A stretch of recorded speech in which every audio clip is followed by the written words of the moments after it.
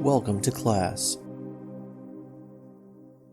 So, let's get started with downloading Scribus. We'll start by opening up our web browser and navigating to scribus.net. When the web page loads, find the link that says Get Scribus. If you hover your mouse over the link, you should see an option for Stable Branch and Development Candidate. Let's select Stable Branch. On this page, you should be able to identify the most current stable release version number of Scribus, along with a number of links associated with various operating systems that Scribus can run on, such as Windows, Mac OS X, and various versions of Linux.